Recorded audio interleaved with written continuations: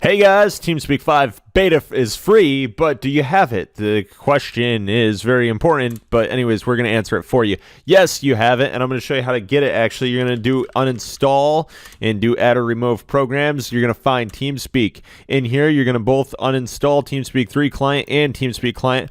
Really, I'm going to recommend that you just install TeamSpeak itself. I mean, if you really want to keep TeamSpeak 3 client, you can. Keep in mind, you may end up getting your you may end up losing identities and doing some of this stuff, which would result in the loss of server administrator rights permission. So obviously be very careful with how you're destroying app data, because destroying app data can lead to, well, app data going away. For example, your identities, which your identities are stored inside of the app data under your TS. It's typically either like TS3 client or TS client or TS5 client, something like that.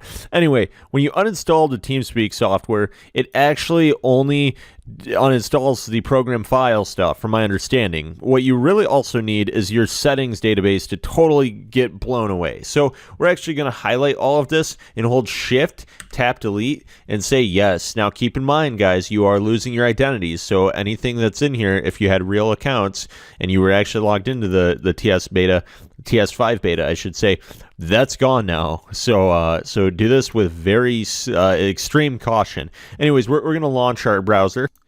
Now, with our browser launched, we're going to see over here, there's a TeamSpeak 5 fully working. We're going to click Kangaroo, and we should be seeing, if we go to page 1, we should be seeing there's a ts5.r4p3.net ciphers zip. Anyway, click Kangaroo again, and you should see that this downloads fairly quickly. I am behind a VPN, so this is taking a bit of time. Anyway, I'm really happy with how fast this download is. I mean, I cannot be more happy really about how fast that downloads. But anyway, we're going to go ahead and click on install. Double click Kangaroo, the MSI. By the way, I'm going to keep saying double click Kangaroo until it becomes something everybody says. So if you don't like it, then deal with it and start saying it, because I like it, and I don't know. Yes, so we're installing this stuff, and with this stuff all set, we should be able to hit the back button up here. And I mean, if you want to read the beautiful README I typed in like half a minute, because I'm so fast at typing, you can. You don't have to, though. That's the cool thing, is that you can just go straight into app data. And then it's going to give, like, for me, it gives me warnings about some stupid shortcut link. I don't care. Just click OK. And it's going to give you a second one probably. So click OK. Just keep clicking OK until everything's good. Now, you can launch a TeamSpeak. I'm going to just click Finish and launch this guy. And the first thing it's going to do is tell you, click here to get started. And then you're going to scroll down to the bottom, click accept or whatever. And then you're looking at this login page. Now, whatever, let's close this out. So we have TeamSpeak 5 closed out, right? That's all gone. Now, what we want to do is do Windows key R, like for run. And we want to go inside of our TS5 client, right? So we've got this, we've got our app data, and it's literally as simple as drag and drop. And we're going to replace the files inside of here. And now I'm just going to go find the TeamSpeak client, which, by the way, it's TeamSpeak, not TeamSpeak 3 client. And we're going to launch, and we should be looking at test. And so as soon as we click here, it's going to say failed to establish a connection, too many clones. So we're going to click retry, and guess what? It's going to say too many clones. Okay, that's fine. Click here for the settings. Go down to identities, and we're going to click plus. Make a new identity name. So, for example, my nickname on our form is Asphyxia. I'm going to type Asphyxia, right? I'm going to press enter. Click use as default. Drop this guy down. Click on your ciphers.pw. I'm just going to remove this. So click this minus, click confirm, and now we just have this. So if we go to click on this and retry, it's going to try our new identity. And believe it or not, guys, we're actually connected in. So this is what it looks like. We can right click our nickname and click this edit. And here, here we're going to, oh my God, here we're going to click this, and we're going to do Kangaroo. Holy crap, dude. That looks cool, man. Kangaroo. Can you believe that? That's such a cool name. Now, I know what you're thinking. What the heck is this guy on? Like, what drugs? Give me some. Kangaroo.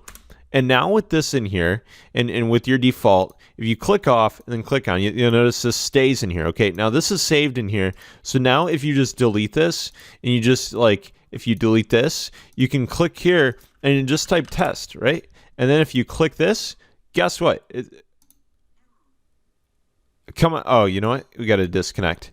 There we go. So now it disconnected us from the server, and clickaroo kangaroo. Now, guess what? If we disconnect from this and we change this to like clickyaroo, and then we come back over here to or we click X on our settings, it comes back over here. Guess what?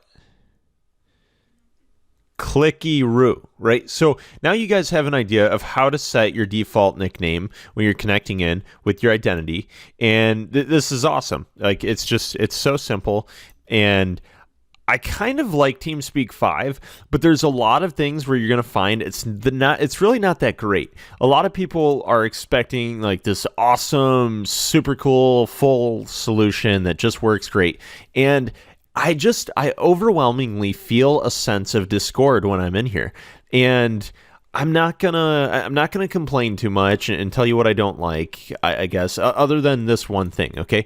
I'm feeling a lot more like TeamSpeak is going cloud. They're using Google for this, like Google API stuff. They're using just overall, they're using more open source stuff. I mean, look at this. I don't know if you guys remember the old stuff they were using, but they're overwhelmingly becoming modernized in a way where it's not bad, but they're using the Boost library, Opus, of course, for your audio. They've got the Chromium embedded framework, which lets you kind of know that, they're in a sense, they've got Chromium built in here. There's definitely a lot of things that they're implementing, and I'm feeling like there's a lot of dependencies going on, which like, I guess this list is not too bad. Like it's not crazy, but I just feel like overall TeamSpeak for how much of a user base they have, I feel like they could be doing more with less, if that makes sense. I'm not sure if anybody's going to agree with me here, but I definitely feel like they could be doing more with less. And I'm just going to leave it at that. You can comment down below what you think. You can tell me, hey, I love TeamSpeak 5 beta, or hey, TeamSpeak 5 beta sucks. You can tell me it doesn't work, but then rewatch this video and try again, because I've literally showed you how to make it work. And so if you still can't get it to work, then maybe just get a new computer. Okay, thank you. Goodbye.